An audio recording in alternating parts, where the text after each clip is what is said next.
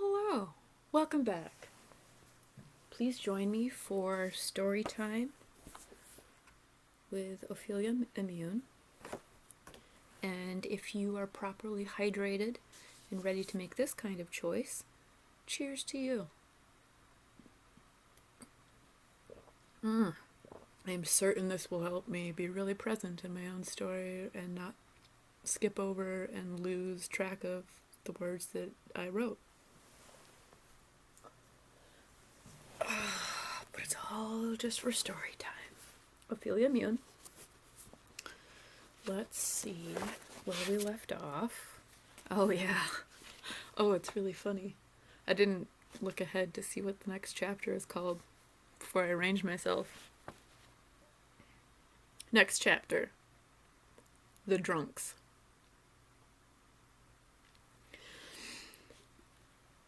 I don't mind being pulled around the pitch-black city. The air whips freshly off the river. My face and even my fingertips are warm with tart juice that swirls inside of my guts. My ribs slosh agreeably. I hold the wheat paste bucket, and Kite and Carlos dip their brushes into it, swirling it to keep from going solid. They slather wall after wall with flyers, working our way closer and closer to the center of Turrington, covering factories and high-rises alike. Glue drips all down the front of my t-shirts. I giggle and wipe at it with a hand that has more glue on it. I itch my nose. I feel the glue stick there too. Out, out, August is so great. Kite sings to the tune of Around the Old Burn Fire. Agosto, agosto, agosto. I belt out to the melody of Hand Me a Hammer. Wall after wall was slathered with sticky flour and water, held by the awareness-raising flyers in place. Buy a wife, end a life, we shout to the heavens and to anyone who will listen, which is no one. Everyone slinks away from the racket we are making.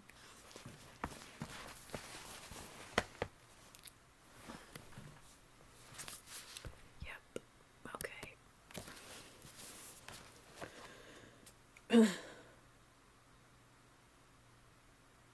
When Kite and Carlos decide mid-waltz to paste a pair of dirty underwear they find to the building walls, I send them off to sit with the extra flyers while I scrape down the underwear that they have already hung. Out of the corner of my eye, I see them moving methodically. They have cornered a line of squatters who have a cook fire blazing, handing them flyers. I rush over. I pull a flyer out of the bone-thin hand of a man who is about to chew on the corner of it. His compatriots toss theirs into the fire for fuel before I can snatch them back. Kite! Carlos, I scold. What are you doing? Wasting supplies just to taunt the hungry? This is not a high-rise penthouse fiesta. They stop and look at the ramshackle group of squatters in front of us. They are as skinny as the girls who get sold at the auction. They hug their knees and sway in the wind. One of them stirs the pot over the fire. I peer into it. Small slivers of carrots and celery dance over the clear bubbles. A rat skin lays off to the side of the pot. The rest of the rat soaking its bones in the pot. Weak broth. They're starving and cold. It's the middle of August and they're frigid. They do not need flyers shoved in their faces, except to burn. They need food, not you. Families like these are forced to sell their girls just so they can try and eat. Carlos keeps his eyes on his ankles. Not cool, Ophelia, Kite slurs. The rats aren't enough to go around. I eye their empty wagon. You know what they need? They need fish. The squatters don't make eye contact at my gross suggestions. Kite glares at me. Carlos grimaces. Tell them, Kite. Tell them what you told me. Tell everyone that fish is safe to eat now. Tell them we could do things right and not be so hungry. We could use your flyers to tell everyone the truth. We could make beautiful flyers that tell about real science, real food. Kite hawks a loogie onto the squatter's fire. Carlos studies the motley crew carefully, sees their ribs from underneath their rags. Is that really true, Kite? Carlos asks. You could really eat fish, yes. Kite snarled, but I think it's a waste of time to deal with doctors or rangers or worse, families. Carlos rubs his chin, wiping more glue there. He looks at me. He sighs deeply. Ophelia might be right. People need food if they're going to stop burning our flyers and selling their daughters. She is not right, Kite shouts at me. Maybe you should shut your mouth about things you don't understand, Ophelia. Really not cool. I do understand, I slur. Everyone's hungry. Let's feed them. Help their families. She punches me in the ribs. My legs sprawl out beneath me and I fall backwards onto a pile of trash. Kite laughs at the look on my face. The liquor still feels pleasant, burbling under my skin. Carlos waits until I smile to join in. We all laugh. We can't help it. The booze is warm and we're all invincible. The squatters shuffle nervously. Kite gives me a hand up out of the rubbish, holding herself from collapsing against a collection bin, with the hilarity of it all, the hooch bottle still in her hand. She hollers like a pirate and waves the bottle in the air before bringing it to her lips and chugging it down her throat, spluttering when she laughs again. That's it, she announces. It's empty. Kite raises one finger to my collarbone, where she jams it bluntly, her knuckles bouncing off by messy layers. My head rolls unstably on my neck. Look at this, she slurs. Ophelia actually has a good idea. I think I like it. I look down but can't quite see what she means. It seems that a flyer has attached to my shirt somehow. I feel for it with my numb digits. Kite bats my hand back down. Leave it, she said, and turns to Carlos. Mira, ingenio. A walking advertisement. It looks great. I really like that orange. Carlos totters over, wrinkles his nose when he sees the flyer attached to me. He leans against a wall, dry heaving. Kite continues. Don't be so squeamish, Carlos. She'll be fine. Isn't this a great idea?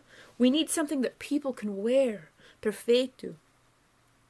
Carlos nods and stumbles away from us to find another wall to lean on. Kite tries to follow him and, still talking, slips in a puddle of used truck oil and plows face first into the bricks and then into the ground. My collarbones tingle. I look down to see the orange flyer waving up at me. I try to pull it off. My fingernails feel metal instead of paper. I pull. A rusty nail comes away from my grasp, covered in black blood, shimmering in the lamplight. I must have stuck it into me from the trash pile. It had been pinning the flyer to me. I snort. Carlos vomits the rest of his dinner onto the wall. Kite stands up on unsteady legs, her face bleeding and dripping. I drop the nail and stagger to them.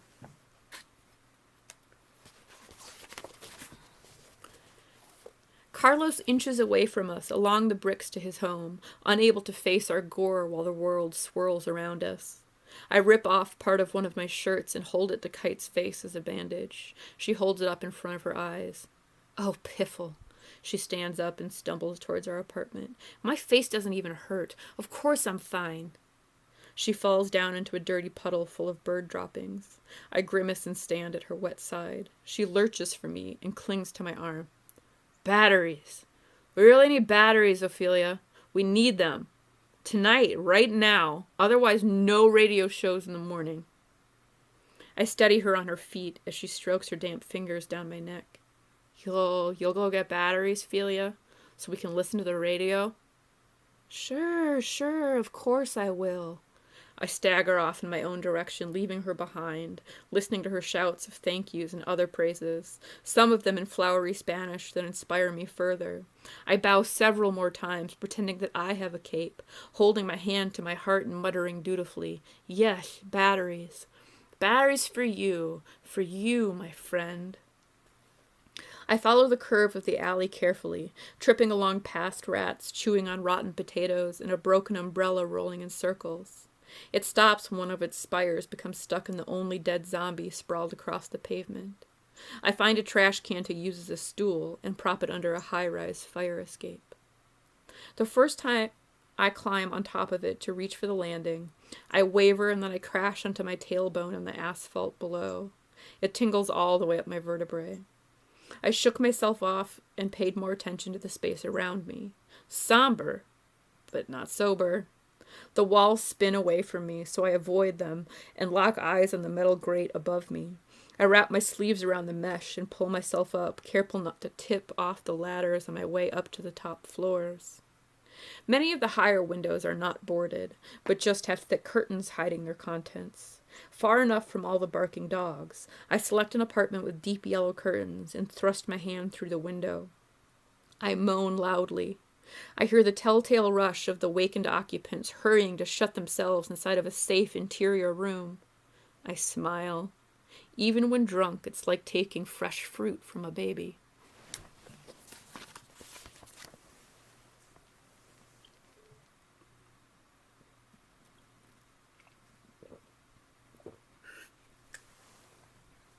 Thank you for that brief pause. I crawl in and head for the kitchen. I go right to the cabinet under the sink and peer in. Propane, charcoal, matches, gasoline, but no batteries for Kite. I moan. I lurch to the carved wooden desk and open the rolling secretary lid. I pause with a fistful of extension cords to knead the throbbing tingles in my temples. My vision weaves before my eyes as I reach for the batteries, all the faster to get home to bed with Kite.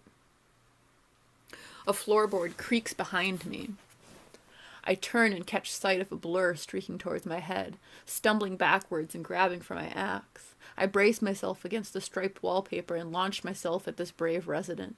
He tumbles backwards with me, but rolls to his feet holding a razored crutch high above his head, ready to strike. Jim? There's a long pause. He drops his arms. Ophelia? I hold my head and force myself to stand. He remains silent. Embarrassed, horrified, nauseous, I dive for the window. First you rob the clinic, Ophelia, and then you don't return. Then you attack an auction. Then you let some friend rough me up. Then you rob my house. He runs his fingers through his golden mane. I thought you were better than this. You don't have to break my windows to get batteries. No, to get anything from you, I would only have to give you my blood and let you lie to me. I gurgle. He catches me as I wobble, only touching my fabric. Ophelia, have you been drinking? Yes, I confess, and it wasn't water. You're dehydrated, thief. He takes me by my rumpled collar to a padded, shiny vinyl chair in his kitchen. I embrace it, letting go only to accept the fresh water from the tap. I empty the first small cup into my throat and hold it up for more. He takes a large glass bowl out of the cupboard, fills it, and hands it to me instead. Grateful, I slurp at it until I'm full. My eyes clear a bit. I still rub at my temples. So, he rubs his stumbly chin. How have you been attacking another auction? Have you been out attacking another auction tonight? No, we don't do that anymore. Now we're really more about raising awareness. It's much cooler. He raises an eyebrow. Awareness for rangers, huh? I'm not sure they need more publicity. Well, maybe we could raise awareness that doctors and scientists and assistants lie to their test subjects, that they all work together to dump poisons everywhere. Why aren't you busy being an assistant at the lab tonight? Did you get fired by a real doctor? No, I did not get fired. We have different hours now that we've finished the cure. He folds his arms and stands up taller. We weren't all in favor of dumping fish poison into the water. Nobody listened to us, like you're not listening to me now. And assistants are really important, so you should stop scoffing. I know a lot about your jeans. Oh, these jeans? I point at the filthy pair I'm wearing. They're new. I mean it, drunkie. Have you had time to check in with the rest of your family and see if they're infected or immune? Pfft, family. I spit, liking how it sounds. Cool. Strong. Oh, Ophelia. He tilts his head slowly, looking disappointed. He glances at a framed picture in which he is small and sitting on the lap of several similar-looking women. He holds me in his gaze. Jim, I growl, my family would probably try to kill me. The cure that you used my blood to make, that would kill me too. How are you any different? Oh, I still might kill you. He throws his hands abruptly into the ceiling and then shakes them at me. Are you listening to me? The cure is done. We are spraying it over the city in September before the holiday, the day before Rangers Day, so that everybody can grill out the next day and celebrate. The spray will reach everywhere, into closets, through flimsy face masks. A matter of hours after it's released, it will kill every zombie in the area. If you aren't careful, it's going to kill you and every immune or other infected that you don't check in on. I hum in my mouth. Where am I going to hide Juliet? And Kite. Or what if Mom or Dad or Hector really is infected and immune? Or they're new babies. What if they have new babies? New babies who wouldn't ever learn how to read, probably. I scoffed. I can read now, I told him. And I know that you were making me mixed up with French. Kite told me. You are impossible, impossible. You were so jumpy. I didn't want to scare you away. We were going slowly. Is Kite the one who was ready to pound on me? Is that how you and your friends look out for one another? You just pound on your other buddies? A floorboard in his hallway creaks. I moan, confused. A young, busty figure steps out of the shadows, wrapping a robe around herself. Jim? She clears her throat from sleep. Are you okay out here? My jaw hits the floor. I stand up quickly, filling with surprising rage and knocking over my chair. Jim, you didn't! How could you? After everything, you bought a wife? I roar, ready to take her in my arms, smell her sweet skin, and whip him with a spare extension cords from his desk. Of course not. The young woman walks past me to the faucet and fills the teapot. Nobody bought me. But after his old-fashioned great-aunt passed away, there wasn't really anyone to stop us from having sleepovers. She kisses him on the cheek. He blushes, studies his smooth linoleum floor. I chew my lip and sidle quickly to pick up my chair. I stand grasping my sweaty hands, recovering from the shock, while he lets her nuzzle his neck. Jim, I fiddle with my sweaty fingers. I'm sorry. So sorry about your great aunt. I didn't know she died. He nods. Families can be difficult, Ophelia, but they're not really worthless. Who's filled you with this nonsense? What has happened to you? I hand him the batteries I had stored in my pockets. I'm sorry that I broke your window. I didn't know it was your apartment. Je suis désolée. Ne vous inquiétez pas pour elle, the woman says kindly, retiring her steaming cup of tea, leaving Jim to sort me out. I inch closer to the window to make my exit. Jim comes with me, handing me the batteries. I met Melanie after I last saw you. He rubs his eyes clear. It's okay, I say. I found somebody that I could touch too. Listen, I don't work nights at the clinic anymore. Please come visit me during the day to learn about the cure before Rangers Day. Or come back here. I can keep you safe, tell you about the real science, or help you read in French, Spanish, whatever. Friends can be family too, you know. Actually, I let slip, I am working on Spanish now. I put my feet out on the fire escape, testing for solid ground. He leans out into the night air with me. Good for you. They're all beautiful languages. Come back if you need anything. But please, use the door. Or at least just knock on the window. Thank you for the batteries and things. I stutter as I climb down. You're doing really well with your crutch. If I wasn't so good at fighting, you totally would have crushed my head. Maybe if you were more drunk. Good night, Ophelia. He closes his curtains. I picture him walking back to his bedroom and crawling under the blankets with Melanie. I long to be under blankets so soft and fresh as even their golden curtains, or to be in bed with someone as soft and kind as Melanie. When I get back home with my pockets full of batteries, Kite is unconscious, flat on her back, fully dressed. Juliet does not come running. She is wedged tightly behind a chair, braced into a corner, her chin pointing one way, one of her feet the other. I let her out. She chases my heels to the open closet door, and chases Kite's clothes as I pull them off of her and toss them for Juliet to play with. I roll Kite over onto her side and crawl in next to her, the water from Jim rocking my belly to sleep.